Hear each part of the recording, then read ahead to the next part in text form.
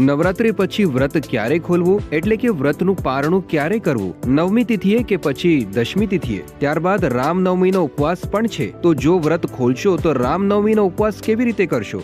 આ વખતે રામનવમી 2 દિવસ છે, તો કયા દિવસે ઉપવાસ કરવો? તમામ પ્રશ્નોના જવાબ જરૂર મળશે, વિડીયો જોતા રહો।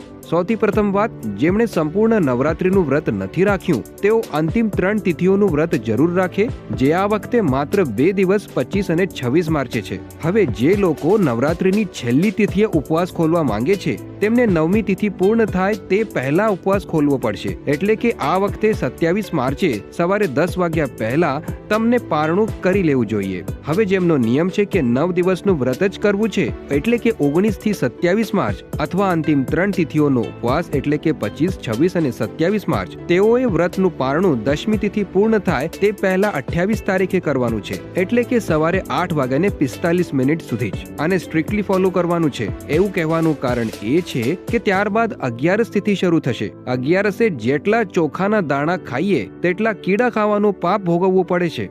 જો કે 11નું વ્રત 29ના રોજ જ રાખવામાં આવશે, પરંતુ આ વાત ધ્યાનમાં રાખવી। જો કે અમદાવાદ આશ્રમમાં નવરાત્રી વ્રત ખોલવાની તારીખ 27 માર્ચ નક્કી કરવામાં આવી છે। હવે રામનવમીનું વ્રત, આ વ્રત પણ 26 માર્ચે જ રાખવાનું છે, જે નવરાત્રી વ્રતના અંતર્ગત જ આવી જશે। 27 માર્ચે 10 વાગ્યા પહેલા ઉપવાસ છોડવાનો છે।